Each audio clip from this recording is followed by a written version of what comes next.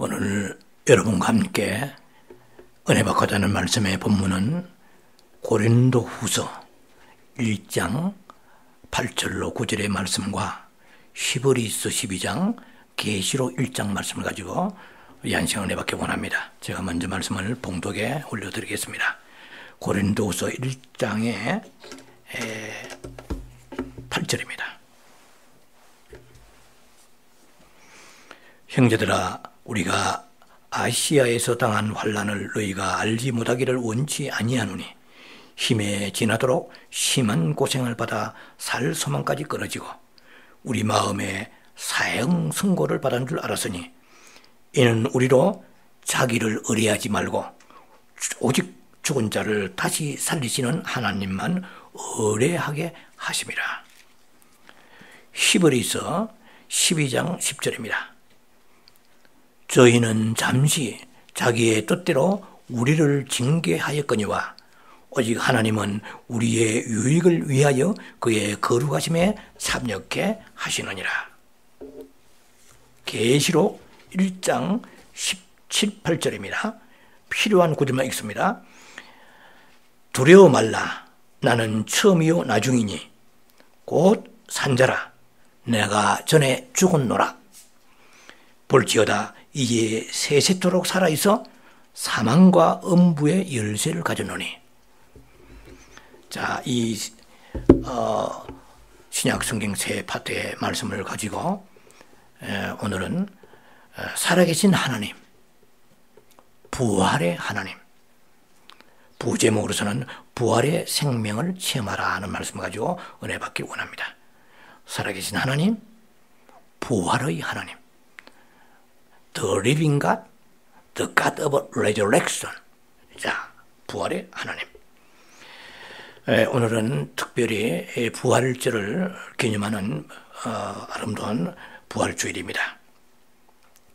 이 뜻깊은 부활절을 우리가 맞이하면서 과연 나는 지금까지 살아계신 하나님을 믿어왔지만 부활의 하나님을 내가 체험했는가라는 독특한 그러한 메시지를 가지고 여러분과 함께 이 한 시간 은혜를 나누기를 원합니다. 빌립보서 3장 10절로 11절에 보면은 사도 바울은 이렇게 그의 신앙을 고백합니다. 내가 그리스도와 그 부활의 권능과 그의 고난에 참여함을 알려하여서 그의 죽으심을 본보다 어찌하든지 죽은 자 가운데서 내가 부활에 이르려 하노라 라는 메시지를 우리에게 선포하고 있습니다. 사도 바울은 부활이라는 그 관점을 단순하게 레저렉션이라는 예수님의 죽었다가 무덤에 사셨다, 우리가 잘 아시다시피 여러 가지 많은 예수님의 부활에 대한 찬미의 어구들이 있습니다. 그는 사망 근처를 이겼다, 뭐 다 아시죠? 그러나 사도 바울은 항상 그 부활과 고난과 그의 죽으심을 본받는 십자가의 죽으심을 동일선상에서 놓고 해석했습니다. 네, 이거 굉장히 중요한 메시지입니다. 그래서 우리는 수없이 만약에 예수 믿은 지 10년 됐으면 10년간 10번 부활절을 체험했습니다. 30년 믿었으면 30년 부활절을 체험했습니다. 다 부활의 사실을 다 믿고 압니다. 그런데 과연 우리가 그렇게 믿고 아는 부활의 권능이 우리에게도 임하고 있는가? 나는 과연 살아계신 하나님은 믿는데 부활의 하나님에 대해서 내가 어떻게 체험하고 있는가라는 그런 관점을 가지고 말씀을 전개해 나갈 것입니다. 먼저 그래서 고난을 전체적으로 제가 다루고자 합니다. 고난 없는 부활은 없거든요. 잘 아시다시피 no cross, no crown이죠. 그래서 저는 일찍이 제 나름대로의 성경의 고난에 대해서 제가 신학교를 졸업할 때도 고난의 구약의 고난에 대한 논문을 썼습니다. 물론 제가 MDV에 석사 논문 쓸 때는 천주교에 대한 문제점을 가지고 썼다고 제가 말씀드렸습니다. 그래서 고난에 대한 관심을 제가 많이 가졌습니다. 성경 전체를 훑어보면 고난으로 전부 점철되어 있습니다. 그래서 이 고난은 굉장히 자연스러운 것이라고 성경은 말씀하세요. 욥기 5장 7절 보면은 사람은 고난을 위하여 태어났나니 이랬어요. 우리가 생각하는 거 다릅니다. 우리는 뭐가 복덩어리 복받기 위해 태어났나니 그러는데 성경은 고난을 위해 태어났나니 마치 불티가 하늘로 올라가는 것 같다 그러죠. 얼마나 자연스럽게 올라갑니까 불티가? 그냥 불 태우면은 불티가 올라갑니다. 고난은 쉽게 말하면 너무 자연스러운 거예요. 그래서 베드로 전서에 보면은 2장 19절 20절에 보면 이렇게 나와 있습니다. 고난의 세 종류가 나와 있어요. 이 첫째는 애매히 받는 고난이 있어요. 내가 잘못해서 받는 고난이 아니에요. 그야말로 애매히 받는 고난이에요. 옆집에 불이 났는데 말짱하는 우리 집에 화재 원인은 그 집인데 옆집에 사는 죄로 내가 태움을 당했다. 애매히 받는 억울함이죠. 환난이죠. 그 다음에 죄를 짓고 매맞는 고난이 있습니다. 그 다음에 세 번째는 선을 행함으로 받는 고난이 있어요. 그러니까 이 세 가지 속에 포함되지 않은 게 하나도 없어요.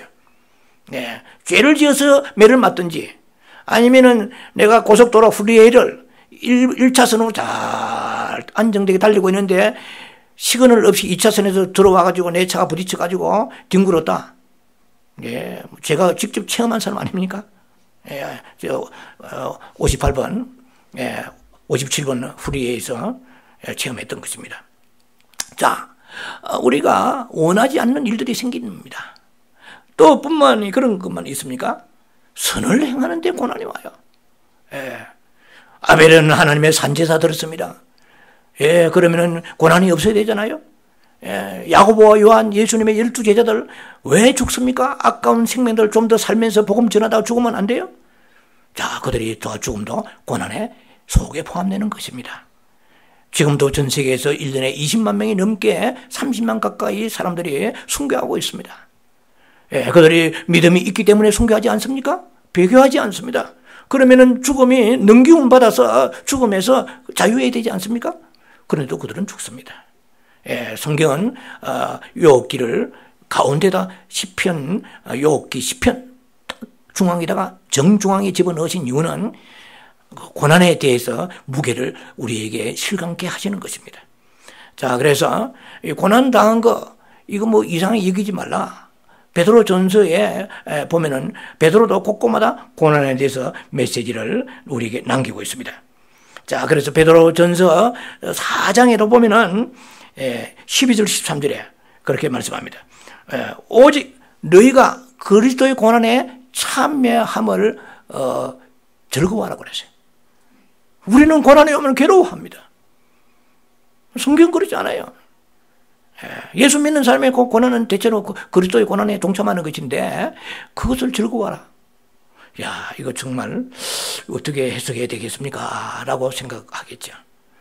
그래서 그뿐만 아니라 고난에 대해서 성경을 찾으면 뭐 엄청나게 많은 말씀들이 나오고 있습니다.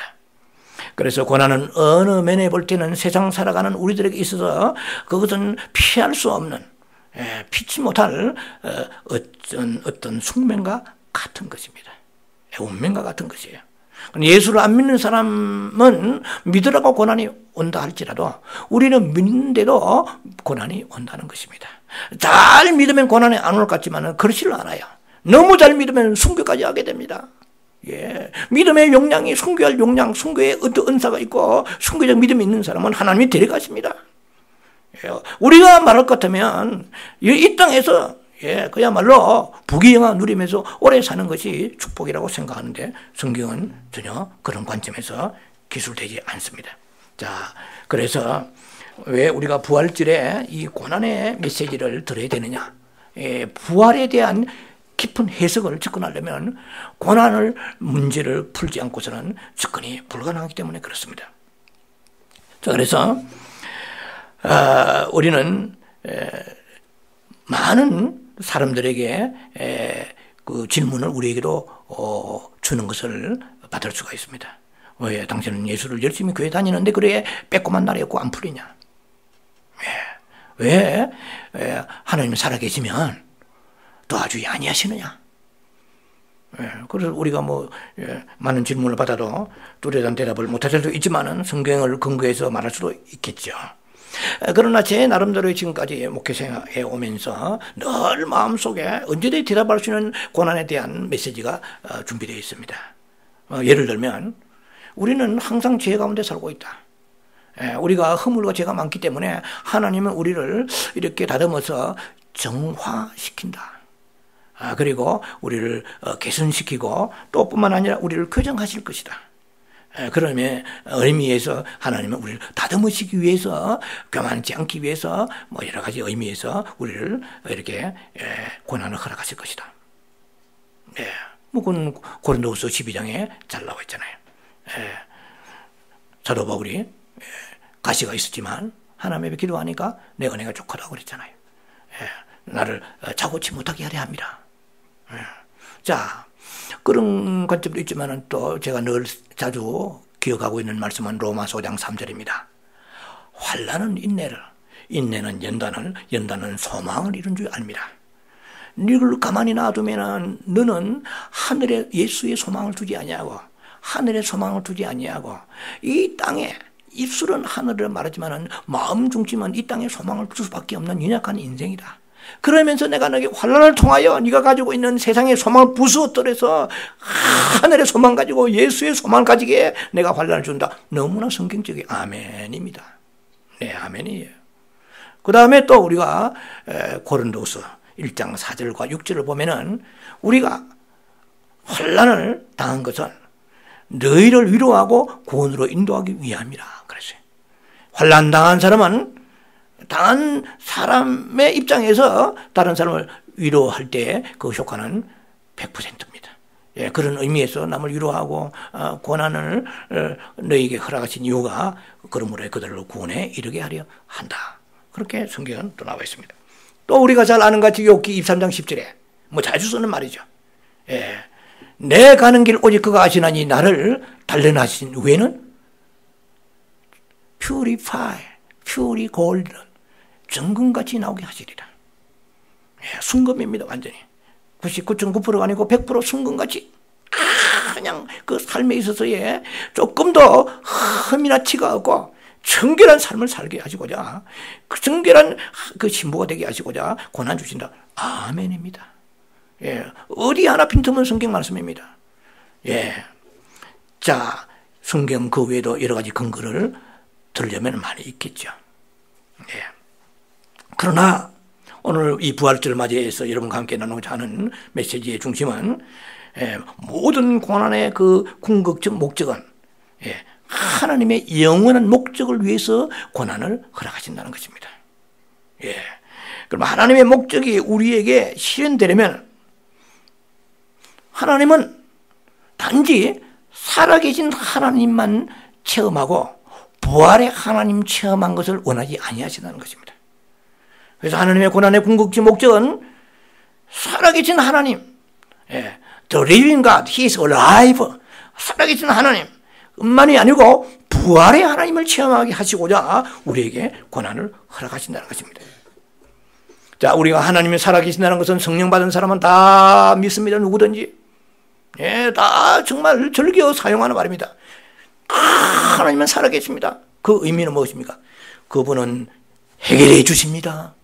그분은 프로바이더 공급해 주시고, 그분은 우리를 인도하시고, 우리를 치료하시고, 응답하시고, 역사하십니다. 얼마나 뿌듯합니까? 이 하나님, 우리의 하나님이세요. 그러나,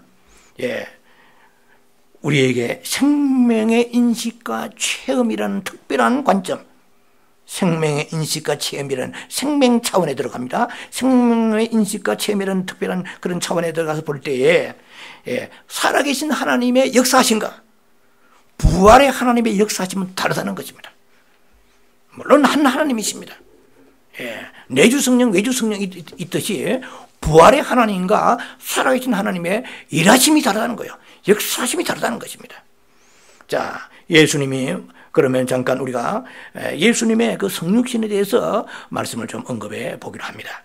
예수님이 사람이 되셔서 이 땅에 육체로 오셨습니다. 이것은 인류 역사에 있어서 그야말로 중대한 하나의 기폭제, 기점이 되었습니다. 예수님이 육신이 되어 오시기 전에는 역시 우리의 옛 사람의 성분, 아담의 성분을 가지고 있잖아요. 역시 우리는 사람에 불과해 사람입니다. 그리고 하나님은 하나님이셨습니다. 그럼 하나님과 우리의 그 관계는 하나의 연합과 어떠한 그 결합이란 게 없었습니다. 그러나 아담은 아담이고 아담의 후손은 아담의 후손이요. 그리고 하나님은 하나님이십니다. 한마디로 분리되어 있는 것이죠. 그런데 요한복음 1장 14절에 보니까 말씀이 육신이 되었다고 그랬어요. 말씀은 예수님이죠. 태초에 말씀이 계시니라. 요한복음 1장 1절부터 잘 나와 있죠. 그날로 기점을 해서 우주 역사에서 하나의 엄청난 크나큰 전환점이 일어나게 되었다는 것입니다. 한 시대가 끝나고 새로운 시대에 이르렀습니다. 이 시대는 이런 이 우주 역사에서 예수님이 다시 오시는 그 시간 안에 우주가 지어지고 그리고 예수님이 다시 오시는 이 모든 우주를 심판하시는 그날까지 다시 이런 일이 일어나지 않습니다.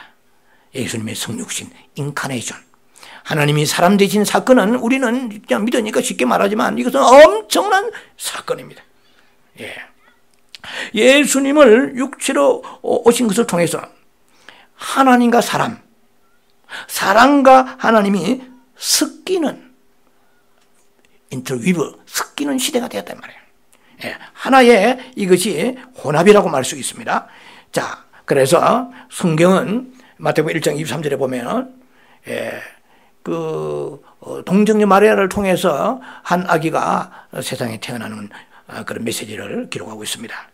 자, 이렇게 되어 있죠. 처녀가 잉태하여 한 아기를 낳으니 그 이름을 임마누엘이라 하리라.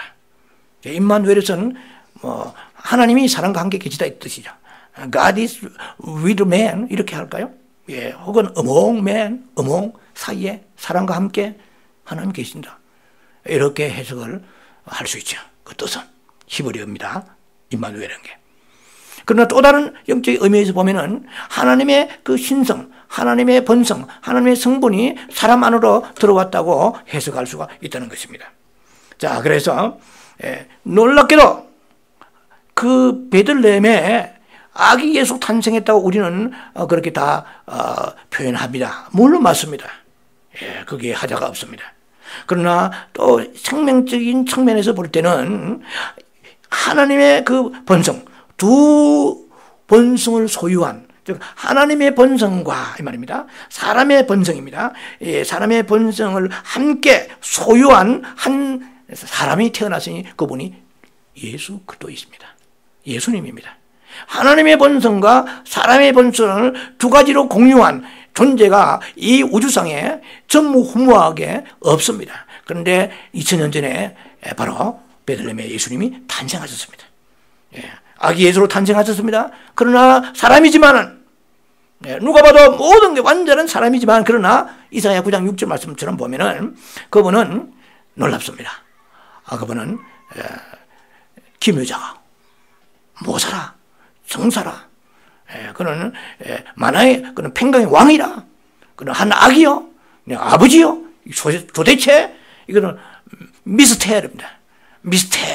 미스테리온 헬라어 미스테리온 이거는 신비로운 것입니다. 그래서 성경을 머리로 풀려고 그러면은 지식은 오지만은 생명이 오지 않아요. 빛이 오지 않아요. 성경은 그냥 믿는 것입니다. 믿어야 되는 것이지 분석하면 남는 게 하나도 없어요. 지식만 남아요. 생명은 도망가 버리고 생명이 없다는 것은 성품이 변화되지 않습니다. 예수의 생명이 나를 점유하시고 지켜주시고 터치하셔야만이 내가 만분의 1이라도 주님을 닮아가는 것이죠. 그 사람을 주님이 데려가시려고 다시 오시는 거예요. 우리가 많은 지식을 가지고 있는 사람을 원하지 아니하신다는 것입니다. 지식은 하나의 건너가는 다리죠. 다리에 불과하지 목적은 아니라는 것입니다. 자, 그래서 하나님과 사람이 그 예수 안에 한 인격체로 연합되었습니다. 놀라운 사실이죠. 자, 그래서 이전까지는 이러한 역사적 사실이 있을 수 없었습니다. 예, 역시 아담의 후손은 후손이죠. 예, 그리고 하나님은 하나님이시다고 말씀드렸습니다. 자, 그래서 참으로 하나님이시요 참으로 사람이신 분이 바로 예수 그리스도이십니다. 신성적이면서 동시에 인간적이셨던 나사렛 예수 그리스도를 그 당시에 수많은 사람들이 어리둥절하였습니다. 그야말로 사람들이 뭐 좀 단어가 합당한지 모르겠지만 포복절도한 일이에요. 기상천외한 일이에요. 왜냐하면 분명히 그 사람은 카펜터 하나의 목수로서 30년 동안의 목수 생활했단 말이에요. 그래서 어릴 때부터 동네에 그 꼬마 친구들도 있었을 것이고 주변에 친척도 있었고 너무나 그 예수를 잘 아는 거야.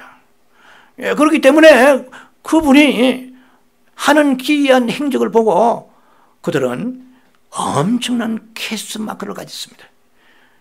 아연실색했습니다. 어리둥절했습니다. 기기묘묘하다. 어떻게 목수인데 바다 위로 걸어간단 말이야. 그 사람이 그 사람이냐? 그가 누구냐 도대체? 정말 맞아? 맞긴 맞아? 그 목수가 예수가 목수 그 사람 맞아? 확실합니다. 그런데 명령하니까 풍랑이 막 일진광풍하던 바다가 잠잠해졌다 합니다. 수많은 사람들의 그 소문을 듣고 각자 나름대로의 여러 가지 궁금증과 의견을 그들이 토로했습니다. 뭐 나인성 가부의 아들을 뭐 죽은 자 살리고 뭐 나사로 죽은 자 살리시고 500년의 기적을 베푸시고 이러면 뭐 잘 아실 것입니다. 물고기에다가 탁 그냥 명령하니까 입에서 거마가 쏟아져 나오고 이건 뭐 도대체 하나님만이 하실 수 있는 그 기적을 예수님이 베푸셨을 때 사람들의 미스테리언 하나의 수수께끼, 우리말로 수수께끼죠. 신비로운 그런 일이었다는 것입니다. 자, 그래서 그들이 수많은 억측을 가졌었죠. 그 당시에. 예수님은 육체 가운데 나타나신 하나님이시란 거예요. 사람으로 보이지만 그 안에 신성을 가지고 계신 분이에요. 신성과 인성이 절묘하게 그 안에 어우러져 계시는 분이세요. 이것은 놀라운 것입니다. 예수님이 뭐 그냥 목마르시고 피곤하시고 그리고 배고프시고 눈물 흘리시고 민망히 여기시고 이런 모든 것들은 너무나 인성입니다. 그러나 그분이 어떻게 창조주가 아니면 안 되는데 바다 위로 걸어가시겠습니까? 죽은 자를 살리겠습니까? 500여 기적. 이거는 뭐 12광주 남았잖아요. 그것도 모자라지도 않고 남아 넘쳤습니다. 자, 그것은 예수님 안에 놀랍게 인성이 가지고 계시는 예수님 안에 신성이 충만했다는 것입니다.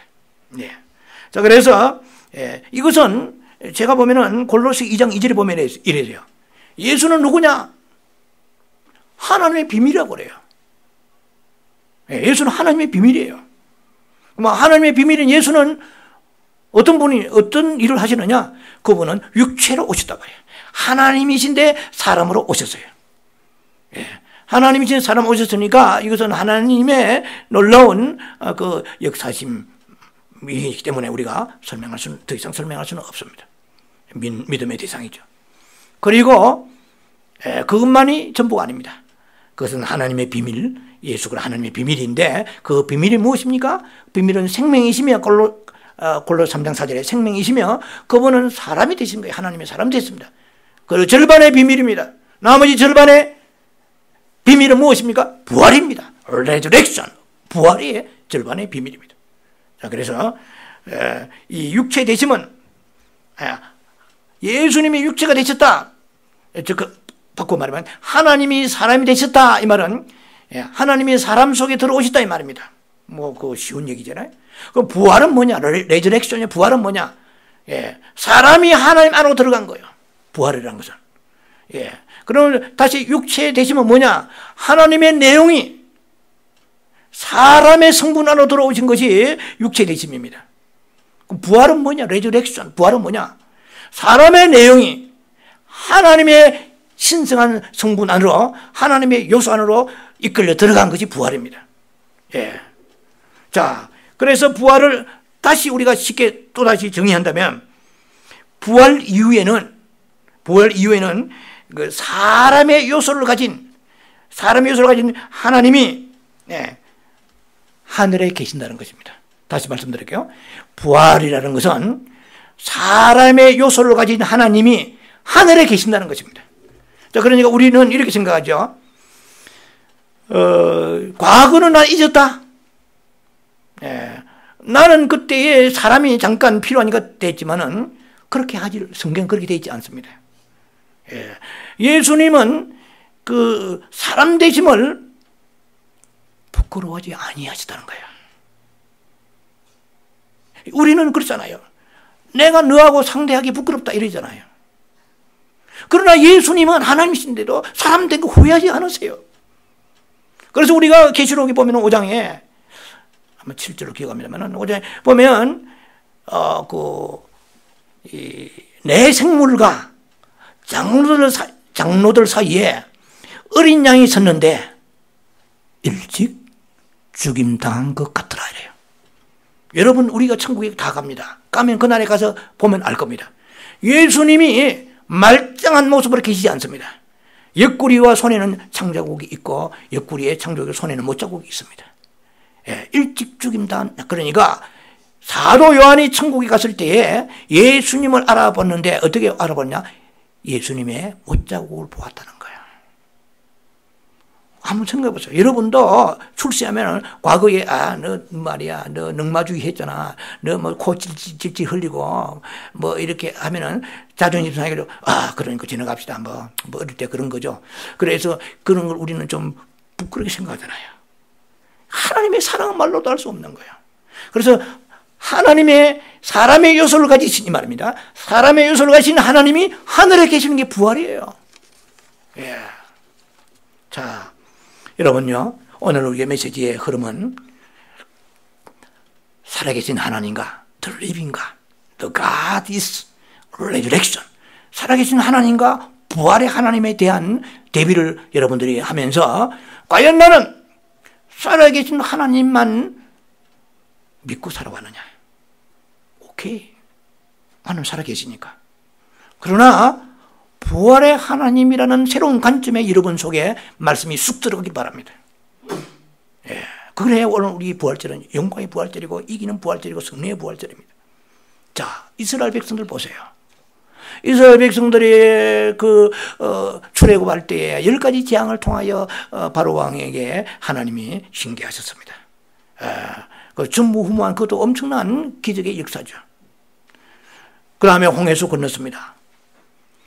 홍해수 건넜을 때에 도대체 믿거나 말거나 아니겠어요? 눈을 의심하지 않겠어요? 우리말로 말하자면 진짜야? 정말 홍해수 열린 거야? 꿈꾸는 게 아니야? 서로들 눈을 만져보고 그랬을 거예요. 아마 허벅지도 꼬집어보고 볼도 꼬집어보고. 사실입니다. 팩트입니다. 그대로 홍해가 열리는 거예요. 그래서 시편 같은 데 보면은 물이 엉겼다고 그래요. 참 표현도 멋지십니다. 물이 엉겨, 두부 엉기듯이, 강엿 엉기듯이 엉겨버렸죠. 그러니까요, 출애굽기 15장 보면은 1절로 18절을 보면은요, 이스라엘 백성들이 이 땅에 있는 모든 미사여구는 다 동원해서 하나님을 찬미합니다.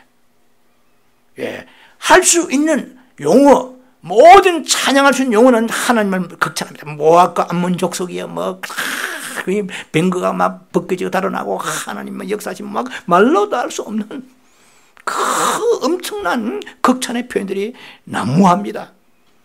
출애굽기 15장 한 19절 이하에 보면은 이제 미리암 모세의 시스터 누이 있잖아요. 아론의 누이가 거기에 수많은 이스라엘 여인들을 데리고 와가지고 어디서 소고를 준비했는지 작은 북입니다. 소고 추며 춤추며 노래하고 거기서 찬양하는 내용이 다 나옵니다. 출애굽기 15장 19절 이하에. 아마 제가 볼 때는 이스라엘 백성이 200만입니다. 정확하지는 않지만은. 그러면은 반은 여자면 100만입니다. 여자 또 그 중에 또 약간 북치고 춤출 만한 여자 뽑으니까 50만 명. 그 중에 병자 있고 아프고 빼고 이질 빼고 할머니 빼고 어린아이 여자 빼고 그러니까 25만 명. 또 그 중에서 정말 춤 좋아하는 사람 빼고 한 15만 명. 최소한 10만 명이 홍해수 그 바닷가에서 몸이 거의 반은 날아 춤추며 소고치며 노래하고 찬양합니다. 예, 뭘 받고요? 하나님의 미라클, 대충 미라클. 이 기적을 보고 그들은 보면서 너무나 행복해가지고 막 할 수 있는 방법은 소고치면서 춤추며 거의 뭐 박두진의 성무같이 막 춤추며 나빌레라 막 돌아가는 거예요. 춤추며. 그러나 불과 사흘이 지난 후에 수르 광야에 가다가 목이 말라가지고 춤을 많이 추니까 땀도 빼니까 목 마르지 않겠어요? 목이 마른데 물 마시려고 하니까 쓴 물이야. 뭘 보니 소태처럼 쓴 거야. 바로 뭐가 태어났어요? 원망불평이 튀어나온 거야. 살아계신 하나님을 체험한 사람들인데 그냥 당신들이 자기들이 원하는 대로 뭐 마시는 물, 먹고 싶은 물이 없으니까, 썩물이 있으니까 바로 원망이 튀어나옵니다. 하나님의 놀라운 기적을 체험했지만은 광야에 그들이 고통이 올 때에 인간의 본성이 튀어나온 것입니다. 기적은 외부적인 것입니다. 하나님의 생명은 내적인 것입니다. 주님은 우리에게 외적인 너는 역사, 내가 너를 도와줬지, 내가 너를 행복하게 해줬지, 응답해 주었지, 능력 주었지, 이거 얼마나 많은 것을 우리가 하나님 앞에 놔서 지금 해결받고 살아온지 몰라요. 지난날을 뒤로 돌아보면은 그런마다 족족히 그런마다 하나님이 함께 하심을 감사합니다. 그러나 광야에서 매출하게 만나고 떨어지고 머리바위 반석에 물이 터지고 반석에서 바위에서 어떻게 물이 터져요? 마른 하늘에서 번개는 칠 수 있지만 마른 하늘에서 어떻게 만나가 떨어져요? 그들은 막 먹을 때마다 하나님에 감사했지만은 그냥 조그만 그 힘들고 어려우면은 하나님 원망불평해서 고린도 10장 보면은 4가지 이유 때문에 그들이 멸절당했습니다. 무엇입니까? 그들은 그렇게 하나님 살아계심을 체험하고도 어떻게 해요? 우상 섬기는 것은 1등이에요. 예. 그냥 우상 섬기는 데는 뭐 앞다투 섬기는 거예요. 솔로몬도 우상 섬기는 사람이잖아요. 그러니까 우상 섬기고 그다음에 엄난한 거예요. 예. 그래서 매출하기를 많이 먹어서 엄난한지 엄난한 거예요. 또 그다음에 원망불평을 입에 달고 다니는 거예요. 이게 이 사람들의 장기야. 18번이야. 그다음에 뭐냐? 하나님이 시험하는 거예요. 과연 될까 안 될까? 하나님 한번 해보소. 되면 뭐 살아계신 하나님이고 안 그러면 문제가 있습니다. 이 하나님을 시험하려고 그래요. 그래가지고 이들이 광야에 멸절돼가지고 가나안 땅에 들어가지 못하고 광야에서 2세들만 여호수아 갈렙을 통해 들어갔잖아요. 그러니까 엄청난 살아계신 하나님, God is living, He is alive, 춤춥니다. 여러분도 마찬가지입니다. 저도 마찬가지고. 폭발적으로 그냥 교회가 붕대가지고 수만 명이 막 6개월, 1년 안에 아니면은 뭐 몇 년 안에 그러면은 다 어떻게 해요? 우리도 미리암이 되는 거예요. 속고치면서 넘어가는 거 춤추며. 예. 찬양합니다. 뭐 단어가 뭐 좀 쓸만한 단어가 없나? 국어사전 찾아가지고 참 이 찬양 약하다. 더 없을까? 경배, 경외함 더 없을까? 예, 그렇게 우리가 하나님을 감사하죠. 그러나 시간이 좀 지나보세요. 하나님은 하나님이고 나는 나예요. 왜 지금은 안 주십니까? 그때는 주셔놓고 지금 하나님 나를 간보십니까? 차별하십니까? 예, 하나님은 공평하신 분이신데 차별하시는 것 같네요. 섭섭합니다. 예, 이게 생명의 역사가 들어가지 않으니까. 그러나 사도 바울은, 신약의 사도 바울은 오늘 본문의 고린도 1장 8절 말씀처럼 아시아에 가서 복음 전하기 갔는데 힘에 지나도록 붙이도록 심한 고생을 받아가지고 사형 선고를 받은 것처럼 그런 상황에 있었습니다. 그래서 살 소망까지 끊어졌어요. 그러나 거기에서 하나님 앞에 원망불평하지 않았어요. 그러면서 죽은 자를 살리신 하나님을 의뢰하게 하려 하심이라 그랬어요. 우리는 어떻습니까? 우리는 뭘 기도하다가 아버지 내가 오늘 지금 4월달인데 한 달 안에 주세요. 안 주시면 하나님 왜 안 주시나? 내가 원하는 시점을 가지고 점칩니다. 점쟁이 같이. 그래서 주시면은 의기양양하죠. 그냥 막 뭐 그야말로 자신감이 넘칩니다만은, 그러나 내가 원하는 시간에 안 되면은 점점점 바람 빠진 타이어 같이 믿음이 푹푹 쭈그러들면서 하나님 찬양하고 감사하는 것보다도 시들시들해져요. 그냥 하나님과 거리가 멀어지고. 자, 사도 바울은 그러한 죽음에 사형 선고받았다 그러면은 이것은 뭐 이제는 여기서 우리 끝났다 이런 거잖아요. 그러나 고린도 1장 9절에 보면은 죽은 자를 살리신 하나님을 의뢰하게 하렵니다. 이것은 내 자신을 의뢰하지 않고 하나님 의뢰하게 하지만 그분은 살아계신다. 만약에 제가 좋아하는 말씀입니다. 욥기 13장 15절 말씀처럼 그가 나를 죽이실지라도 나는 그를 신뢰하리라. 서르스도 힘, 나는 그를 믿으리라. 죽을 만한 이유가 있기 때문에 죽는 거야. 망할 만한 이유가 있기 때문에 망한 거야. 왜? 그분은 선하시기 때문에.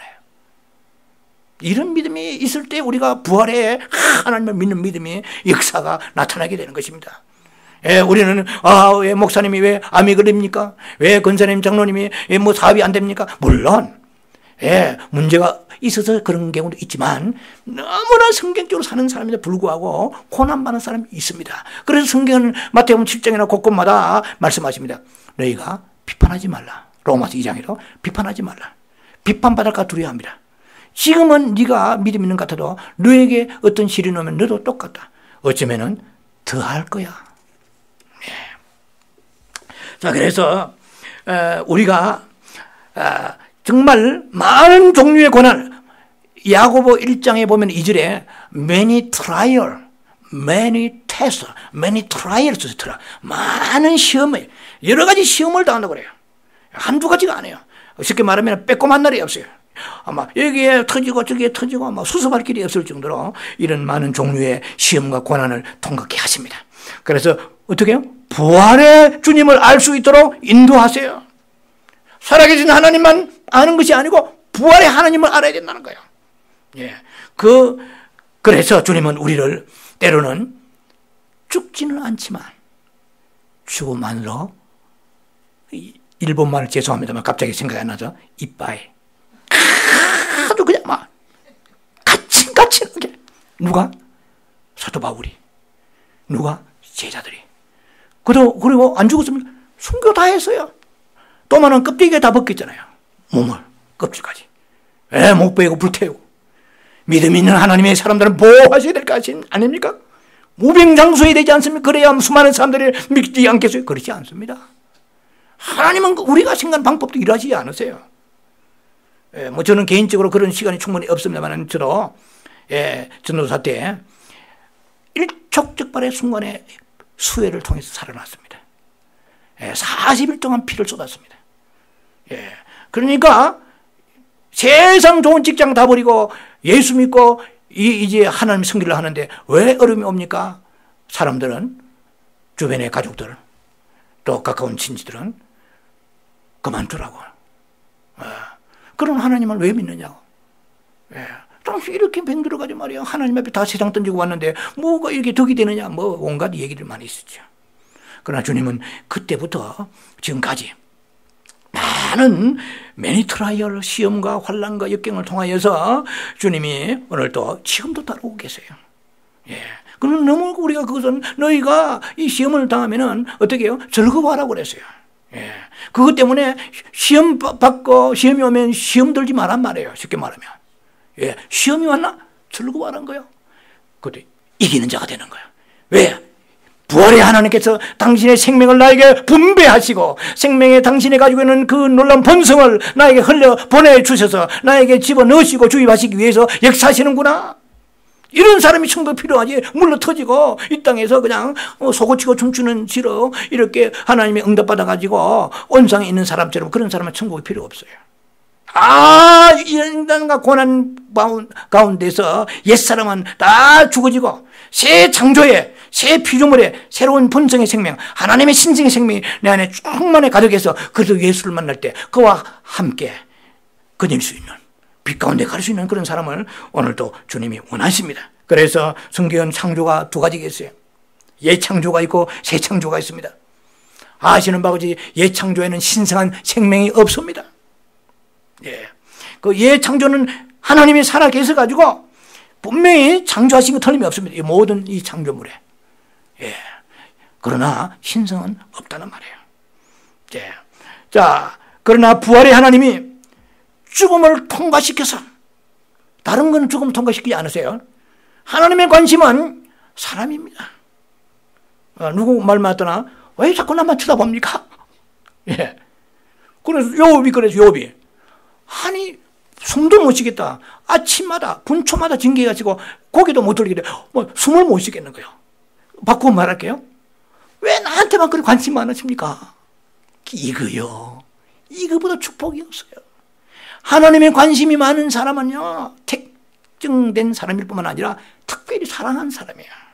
눈을 떼지 못하시는 거예요. 이사야 49장에 어디 보면 손바닥에 색이 있다고 그래요. 손바닥에. 얼마나 사랑해. 날마다 손금에 이 안에 들어있는 것과 같이 하나님이 우리를 관심을 가지시는 사람한테는 부활의 그 생명을 가지게 하시고자 죽음을 통과시킵니다. 예. 그래서 죽음을 통과하고 다시 부활의 생명으로 우리가 나올 때는 우리의 인간적인 인성도 있습니다. 예. 그러나 하나님의 신성한 생명이 놀랍게 어우러져 결합되고 연합되는 그런 새 창조의 사람으로 변화되는 것입니다. 자, 그래서 반드시 우리는 옛 창조는, 우리 안에 지금 새 창조는 한 가지입니다. 우리 영 안에 계신 하나님의 영이 있습니다. 영이 내 영을 새 창조로 하셨어요. 그러나 우리의 지정이는 아직도 옛 창조에 붙잡혀 있습니다. 예. 그리고 옛 창조는 하나님의 신성에 참여하지 않기 때문에 옛 창조는 자기의 자아를 가지고 항상 하나님의 하시는 일을 판단합니다. 대적합니다. 예, 그래서 자기가 원하는 대로 되면은 할렐루야입니다. 그러나 금방 수로강에서 썰물이 오게 되면은 원망합니다. 이것은 손바닥 뒤집기보다 더 쉽습니다. 예, 누워서 떡을 먹기 위해, 왜 누워 떡 먹으면 취합니다. 너무 쉬운 거예요. 오늘 저녁에 막 그냥 삼층천에 올라갔다가도 내일 아침에 보면은 음부에 내려가서 얼굴이 그야말로 똥색이 되고 새카맣게 해가지고 이렇게 변화무쌍한 인생이에요. 그러나 불 속에 들어가서 죽음을 통과하고 하나님 앞에 나와서 자근자근 밟히고, 예, 그래서 이스라엘에 포도 담글 때 포도가 터지듯이 말이에요. 예, 그냥 포도를 담그는 게 아니에요. 그 일꾼들이 포도밭에 들어가서 포도주 털에다가 포도를 장안을 신는지 모르겠는데 하여튼 뭐 가서 지근지근 밟아요. 예, 그러니까 포도는 터지면서 아이고 아야 웬 놈이냐, 예? 나 좀 살자. 왜 밟기는 밟아? 통에 왜 집어넣었으면 됐지. 예를 들면 예수 믿고 목회자로서 한 생에 살아오면서 저는 주님을 많이 보았습니다. 예, 그 주님은 많은 것으로 살아계신 하나님의 역사하셨습니다. 죽을 고비를 수없이 넘기고 많은 어려움 속에 있을 때에 사망 선고를 받은 것 같이 그럴 때에 하나님이 그때마다 돌이켜 하나님이 살게 하시고 길을 열어주셨습니다. 예, 저는 벌써 30년 전에 죽었던 몸입니다. 지금 살아있는 것은 덤으로 살아있는 거예요. 5번, 6번 피 흘리고 쏟아가지고 40일씩 피 흘리고 이머전시 가고 몰핀을 맞고 그래도 낫지 않은 그러한 상황 가운데 있을 때 하나님은 살아 계신 하나님이셨습니다. 나에게. 그러나 나에게 부활의 하나님은 다 오지 아니하셨습니다. 예. 그래서 이제는 시간을 연장해 주시면서 주님께서는 너 죽기 전에 부활의 하나님을 증거하라. 부활의 하나님 본성, 하나님의 성분, 하나님의 요소, 하나님의 생명을 그 속에 섞이게 하라. 어떻게 해요? 고난을 해석하는 힘을 가져라. 고난을 해석하고 고난에 대해서 받아들일 수 있는 액셉트 할 수 있는, 수용할 수 있는 자세를 가져라. 예, 고난이 오게 되면은 고난에 대해서 토를 달고 낙심하고 좌절하면서 좌우로 둘러보면서 하나님 앞에 그 고난만 해결되기를 바라는 자가 되지 아니하고 고난 중에 기뻐하면서 하나님이 나에게 예비하신 고난 뒤에 오는 하나님의 놀라우신 하나님의 그 생명의 성분, 예, 하나님만 가지고 지는 하나님의 요소, 예, 하나님의 본성, 이것이 너의 영혼 속에 침투되어서 이제 고난을 이겨가면서 고난 가운데 춤추며 고난 가운데 평강을 누리면서 고난 가운데 좌절하지 않고 고난 가운데 찬송하면서 고난 가운데 욥기 5장 11절 말씀처럼 그 갯말을 보는 욥과 같이 마지막 때 놀라우신 하나님, 긍휼이 많으신 하나님께서 아름다운 갯말을 주신다는 거예요. 갯말을 무엇입니까? 내가 원하는 것이 아니고 아버지의 원한 대로 되는 게 갯말입니다. 그런 것을 주님께서 우리에게 만들어 가시기 위해서 오늘도 하나님 우리에게 죽음을 통과하게 하십니다. 그래서 우리에게 어려움이 옵니까? 예, 우리에게 하나님은 우리에게 옛 창조가 이제 부서져서 새 창조가 되어야 돼요. 예, 옛 창조가 부서져서 새 창조로 변화될 수 있는 그 길은 이제 하나님께서 옛 창조 안으로 들어오셔야 돼요. 예, 우리가 지금 옛 창조적인 것을 가지고 있어요. 예, 조금만 힘들면은 불평하고 이게 전부 옛 창조입니다. 남을 판단하고 정죄하고 게으르고, 예, 그 다음에 자신 중심으로 살아. 이 옛 창조예요. 저도 여러분에게 남아 있어요. 이 부활절날 이것이 부서져야 돼요. 그러면 이 옛 창조 안으로 하나님이 새 창조를 위하여 하나님의 부활하신 하나님을 우리에게 체험케 하시기 위해서 들어오시려고 합니다. 그런데 그러면 어떻게 해야 됩니까? 우리가 내 옛 창조 안으로 들어오시는 하나님을 위하여 길을 열어야 됩니다.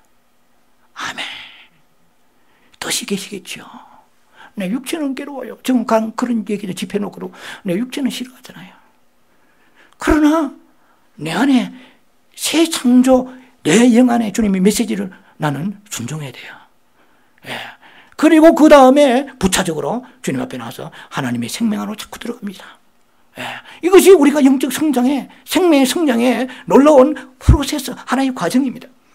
자, 그래서 부활의 하나님께 길을 내어드려야 됩니다. 그래서 우리는 극한 사망의 그 시험을 통과하게 하십니다. 예. 그래서 우리가 살아계신 하나님을 믿는 우리들입니다. 살아계신 하나님을 믿는 우리들에게 하나님은 어떤 하나님입니까? 객관적으로 아는 하나님이세요. 예. 그런 일이 지나고 나면 하나님은 하나님이고 나는 나예요. 내 삶 속에 하나님이 역사하시는 기회를 드리지 않는 거예요. 그래서 우리 영성이 좋다는 게 뭡니까? 무시로 기도하는 거예요. 하는 놓치면 회개하고, 그냥 샤워할 때도 주를 찾고, 대소변 때 주를 찾고, 음식 먹을 때 안 찾았으면 회개하고, 끈질기게 주를 찾으려고 하는 건 무엇입니까? 아버지 하나님, 나는 살아계신 하나님 사랑합니다. 그러나 내 안에서 당신의 생명의 본성이 흘러들어와 있어서 예수님이 십자가에 참으신 것은 하나님의 본성이십니다. 그 생명의 역사심이 내게도 흘러들어오게 하소서. 그래서 우리는 그 죽음을 통과해야만이 부활의 하나님을 만날 수 있기 때문에 주님은 오늘도 극심한 내가 원하지 않는 어떤 파괴의 길로 때로는 나를 모양을 망가뜨리십니다. 체면도 고급들어 버리십니다. 박살을 내버리십니다. 그 가장 박살내기 좋은 곳이 제가 볼 때 미국인 같아요.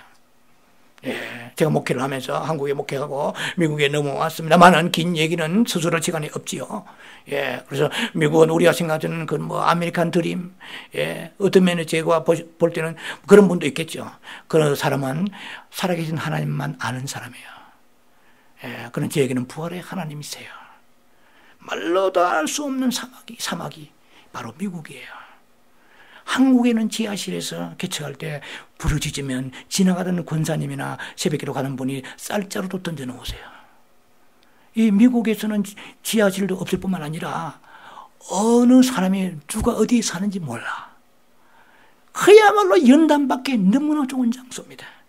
부활의 하나님을 체험케 하는 장소입니다. 제가 이거는 개인적인 생각이지만 미국에서 목회하시는 분들이 교회는 작아도 한국 가면 목회를 그야말로 날고 깁니다. 연단의 힘이란 거죠. 부활의 하나님의 생명의 역사가 나를 사로잡을 때 우리는 달라집니다. 하나님의 본성이 나를 터치해야만이 당신이 할 수 있는 감사가 나오는 거예요. 감사할 수 없을 때 나오는 게 감사가 진짜 감사거든요. 저에게 좋은 거 가져가시고 좋은 거 줘보세요. 저도 감사하죠. 그러나 침 뱉어보세요. 얼굴이 침 맞으면서 감사가 나오고 있어요. 자, 하나님의 본성을 주님이 원하십니다. 그래서 너희와 함께 영원히 천국에 살자. 넉마주의 막 느들느들한 때 묻은 냄새나는 죄악의 옷을 입고 내 나라에 들어올 수 없다. 내 나라에 들어와서 깨끗해지는 게 아니다. 그 나라에서 이 나라에서 깨끗해져 들어와야 된다. 그리고 나에겐 살아계신 하나님으로서 지금까지 많이 주시지 않았냐. 병도 고쳐주시고 아이도 낳게 하시고 직장도 주시고, 예, 우유들이면 우유도 공급해 주시고, 신발도 뭐 나이키 못 신으면은 뭐 무슨 키라도 신고, 예, 살아왔잖아요. 광야에서 이스라엘 백성 40년 동안에 옷도 헐벗지 아니하고 신발도 부르트지 아니하고, 그러나 그들은 살아계신 하나님만 믿어요. 네. 또 리빙가, 네, 살아계신 하나님 가디스 리빙입니다. 자, 이제는 우리는, 예, 하나님의 고난의 목적은 사람의 본성 안으로 하나님의 본성이 넣어지는 것이라는 것을 기억하시기 바랍니다.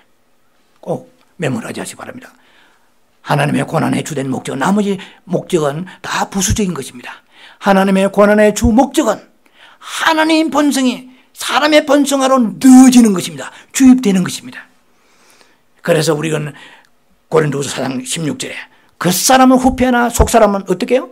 날로 새롭다고 그랬어요. 예. 그래서 후패 없이는 새로워질 수가 없습니다. 그러나 우리는 육체는 원합니다.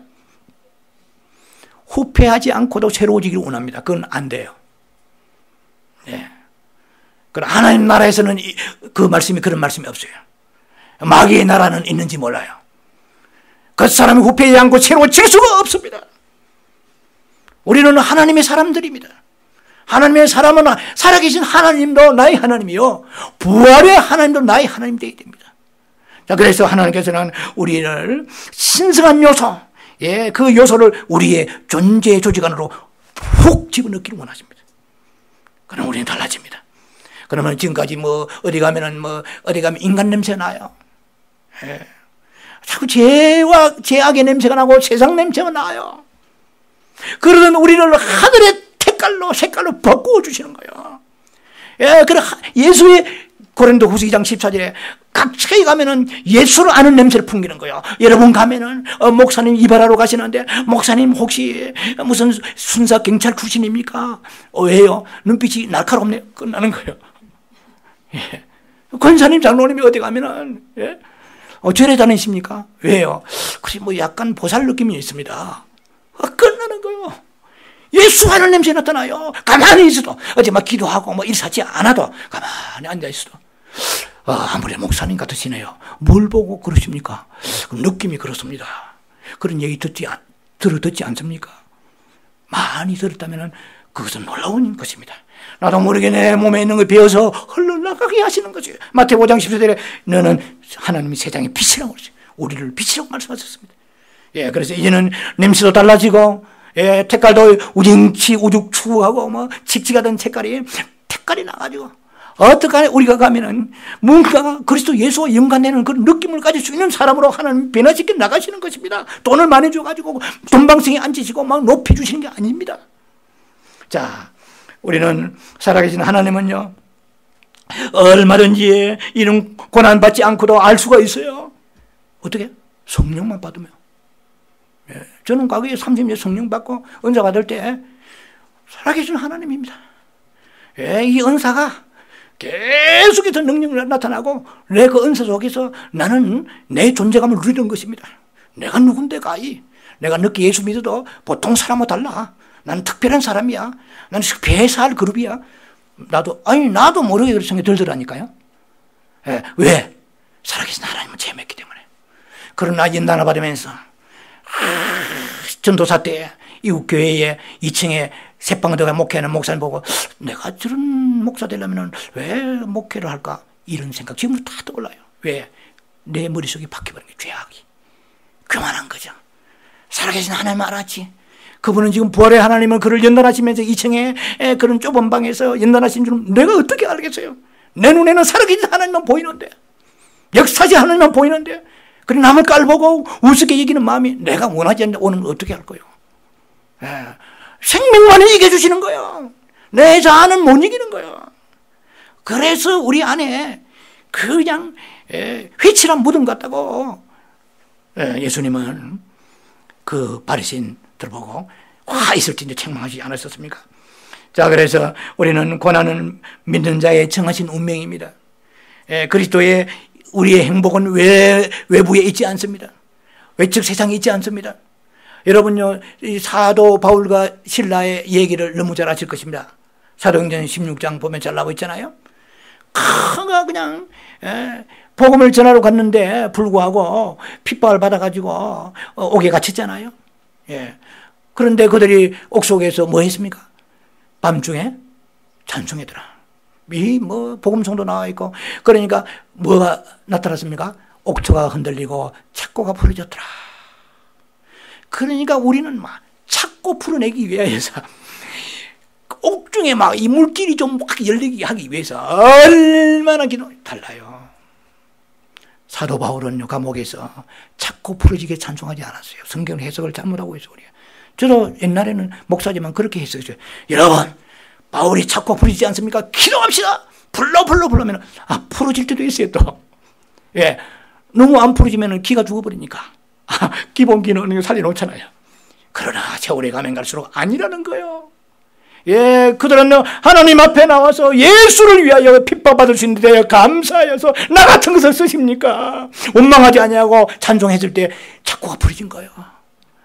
그 목적을 우리가 잘못 가지면 뭐가 되면 기복신앙이 되는 거예요. 기복신앙과 우리의 소위 말하면 이 개혁주의적, 이 복음주의적 신앙, 비브리칼한 신앙은 종이 한 장 차이입니다. 목적이 다른 거예요. 살아계신 하나님만 추구하게 되니까 부활의 하나님 만나지 못해서 하나님의 신성한 성품이 내게 임하지 아니하기 때문에 오늘 우리는 이 땅에 살면서 수없는 사람들에게 걸림돌이 되고 아픔도 주고 상처도 주는 것입니다. 여러분들, 부활을 체험하기 위해서는 하나님은 우리를 망가뜨리십니다. 예, 망가뜨리실 때 우리는 주님 앞에 아파도 동의해야 됩니다. 아파요. 그러나 감사합니다. 아버지, 내 자신보다 나를 더 사랑하시는 주님께서 내게 고난 주실 때에 아름다운 이유가 있을 것입니다. 할렐루야. 인내를 주옵소서. 주기철 목사가 숭배할 때 그냥 했습니까? 숭배 40일 금식하면서 아버지, 내 마음이 변하지 않게 하옵소서. 나는 얼마든지 변할 수 있습니다. 붙잡아 주옵소서 했단 말이에요. 의인은 없어요. 예, 동의해야 됩니다. 내 삶의 물질의 어려움, 가정의 여러 가지 어려움, 건강의 어려움, 자녀들의 어려움, 말로 달성 어려움들이 우리 주변에는 시시각각이 있습니다. 그때마다 동의하고 하나님 앞에 액셉트하고 어떻게 서렌더하고 하나님 앞에 부복하고 복종하고 순종하면서 하나님 앞에 그 놀라워진 나를 통하여 변화시킬 하나님의 그 때를 기다리는 아름다운 사람이 되기 바랍니다. 그래, 두려워하지 마세요. 오늘 목사님 설교 들으니까 고난이 오면 어떻게 할까? 두려워하지 마세요. 왜? 하나님은 고난 안배의 전문가십니다. 고난 분배의 전문가십니다. 딱 고린도전서 10장 13절, 이거는 오랫동안 제가 좋아하는 말씀이에요. 하나님은 감당할 시험 밖에는 허락지 아니하신다는 거예요. 아무리 목사님 너무너무 죽겠어요 힘들어해도 주님께서는 살만하다. 왜 그래요? 성경 봐라. 감당할 시험 밖에 허락지 아니하시고 도저히 그래도 안 되겠습니다. 감당할 점에는 피할 길을 내시느니라. 걱정하지 필요 없습니다. 하나님은 우리의 용량에 맞게끔 정확하게 실수 한 치 오차 없이 하나님은 정확하게 우리의 모든 필요한 고난을 지금도 분배하고 계십니다. 그래서 부활의 하나님을 체험하여서 하나님의 성분과 요소, 하나님의 가지고 계시는 그 소위 말하면 신성이죠. 하나님의 디바인 네이처, 신성이 내게 충만해서 옛날하고 달라졌구나. 누가 말하기 전에 내가 내 입에서 왜 감사가 나오지? 왜 내 입에서 하나님 앞에 나와서 평강이 오지? 이런 믿음의 역사가 이 부활절에 여러분에게 나타내 주의 이름을 축원합니다. 기도합니다. 자비하신 아버지, 은혜를 감사합니다.